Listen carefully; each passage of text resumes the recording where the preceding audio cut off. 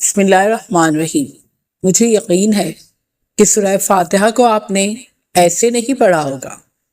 آج جب میں مصلی پر کھڑی ہوئی نا تو رمضان کی وہ خاص خوشبو اور سکون ہر طرف پھیلا ہوا تھا۔ روزہ تھا، پیاس بھی تھی اور دل میں ایک عجیب سی کیفیت۔ جب میں نے زبان سے ادا کیا الحمدللہ رب العالمین تو میرا پورا وجود جیسے شکر سے بھر گیا۔ پتہ ہے ذہن میں کیا آیا؟ یہی کہ یا اللہ تیرا کتنا احسان ہے کہ تو نے مجھے ایک اور رمضان دکھا دیا۔ پچھلے سال کتنے ہی لوگ ہمارے ساتھ دسترخوان پر بیٹھے تھے، آج وہ منو مٹی تلے ہیں، انہیں یہ برکتیں نصیب نہیں ہوئی۔ میں کتنی خوش قسمت ہوں کہ میں زندہ ہوں، میرا روزہ ہے اور میں تیرے سامنے کھڑی ہوں۔ بس دل سے نکلا کہ یا اللہ تیرا لاکھ لاکھ شکر کہ تو نے مجھے اس قابل سمجھا۔ پھر جب میں الرحمن الرحیم پر پہنچی تو مجھے اتنی شدت سے احساس ہوا کہ میرا رب کتنا پیارا ہے۔ وہ تو بس بہانے ڈھونڈتا ہے کہ ہمیں معاف کر دے۔ رمضان میں وہ کتنی روحوں کو جہنم سے آزاد کرتا ہے۔ ایک دم سے وہ او والی فیلنگ آئی کہ دیکھو اللہ کتنا مہربان ہے کہ اس نے ہمیں نہ صرف رمضان دیا بلکہ روزے کی ہمت بھی دی۔ کتنے ہی مریض ایسے ہیں جو تڑپتے ہوں گے کہ کاش ہم بھی روزہ رکھ سکتے، پر وہ مجبور ہیں۔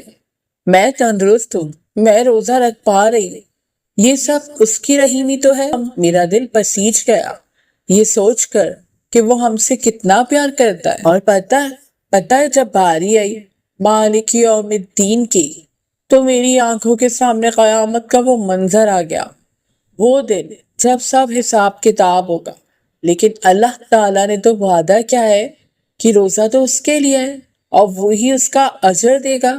میں نے امیجن کیا کہ لمبی لائنز لگی ہے، گرمی ہے، سب پریشان ہے، اور اچانک ایک آواز گونجتی ہے، مریم جو میرے لیے بھوکی پیاسی رہتی تھی، آ جاؤ اس باب الریان سے جنت میں داخل ہو جاؤ۔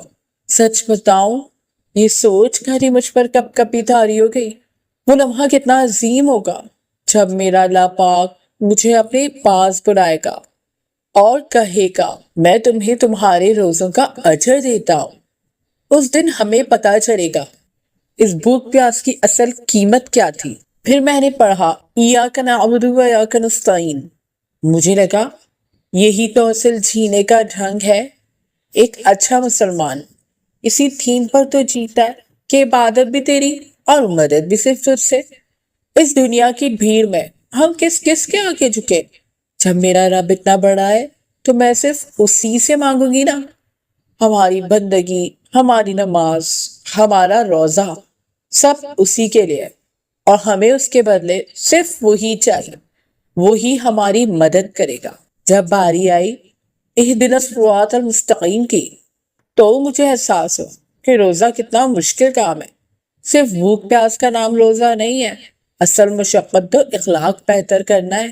جب غصہ آئے تو پی جانا، جب کوئی بدتمیزی کرے تو خاموش رہنا، یہ سب ہم اکیلے کیسے کر سکتے ہیں؟ ہمیں ہر پل اللہ تعالیٰ کی مدد کی ضرورت ہے۔ میں نے دعا کی کہ یا اللہ پاک مجھے وہ سیدھا راستہ دکھا جس پر چل کر میرا روزہ نہ ٹوٹے، یعنی میرا اخلاق خراب نہ ہو۔ جب میں اکیلی ہوں، جب مجھے غصہ آئے، جب میرا نفس بہکائے تو تو میرا ہاتھ پکڑ لینا، کیونکہ تیرے دکھائے ہوئے راستے کے بغیر میں کچھ بھی نہیں ہوں۔ اور آخر میں جب میں نے صراط الذین انعمت علیہم پڑھا تو مجھے صحابہ کرام اور وہ سب نیک لوگ یاد آ گئے جن سے اللہ تعالیٰ راضی ہوا۔ کتنا دل چاہا کہ میرا انجام بھی ان کے ساتھ ہو۔ میں مانتی ہوں کہ میں گنہگار ہوں، میں بھٹک بھی سکتی ہوں، لیکن میں نے علم حاصل کرنے کا حوصلہ کیا ہے تاکہ میں جان سکوں میرا رب مجھ سے کیا چاہتا ہے۔ لوگ تو علم سے ڈرتے ہیں کہ عمل کرنا پڑے گا، پر میں نے جرات کی ہے کہ میں سیکھوں گی اور عمل کروں گی۔